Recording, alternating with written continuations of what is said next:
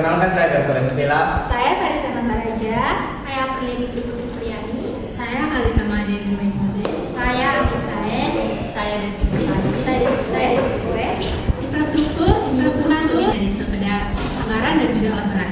Ia membutuhkan sumber daya manusia yang kompeten, adaptif, dan juga siap terhadap perubahan.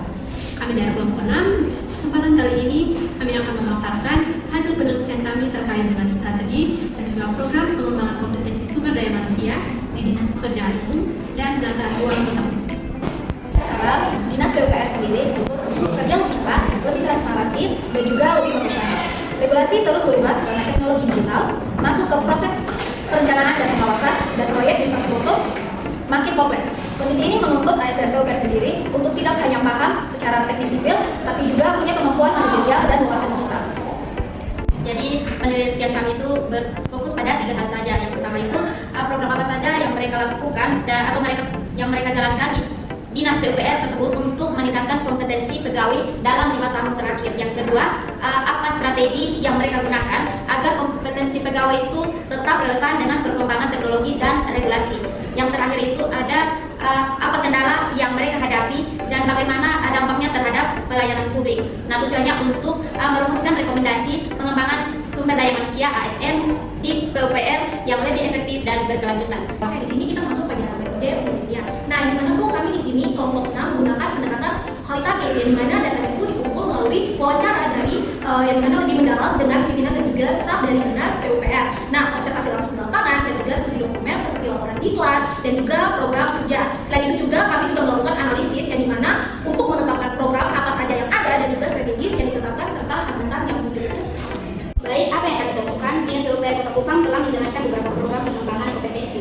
Antara lain yaitu tingkat teknis bidang konstruksi dan perencanaan, pelatihan material untuk pejabat struktural, serta pembinaan sosial kultural bagi ASN. Untuk strategi, Dinas mulai memanfaatkan platform pembelajaran daring, bekerjasama dengan Balai Pelatihan PUPR dan perguruan tinggi, serta melakukan identifikasi kebutuhan kompetensi berbasis hasil kinerja pegawai. Ini langkah positif untuk menjaga kompetensi tetap up to date. Baik, temuan berikutnya adalah adanya tantangan atau kendala utama yang kami identifikasi. Itu ada keterbatasan anggaran untuk diklat, beban kerja lapangan yang tinggi sehingga pegawai itu sulit ikut dalam pelatihan.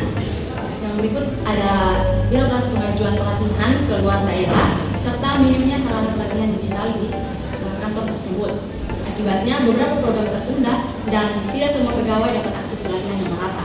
Padahal kompetensi SDM-nya langsung berpengaruh pada mutu perencanaan dan kecepatan penyesuaian proyek infrastruktur besar.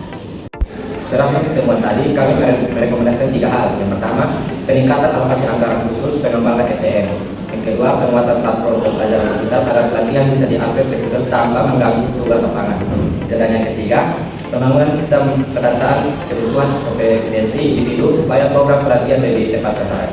Di sana juga sebelumnya kami mendapat penjelasan dari Ketua Satgas SMJK di mana penjelasan sejauh mana pendidikan dan pelatihan atau diklat ini memberikan kontribusi terhadap peningkatan kinerja pegawai, kemudian bagaimana Dinas PUPR mengintegrasikan pengembangan kompetensi sumber daya manusia secara teknis dan juga manajerial seperti jasa-jasa spesialis dan lain-lain, kemudian kendala yang dihadapi mulai dari anggaran dan juga personal responsivitas dari masing-masing seperti mandor, tukang, yang dimana respon mereka terhadap proses pelatihan dan pendidikan ini berbeda-beda. Sekian hasil pembahasan dari kelompok kami. Semoga hasil penelitian ini bisa menjadi bahan evaluasi dan penguatan program pengembangan ASN di Dinas PUPR Kota Kupang. Sekian dan terima kasih. Bye.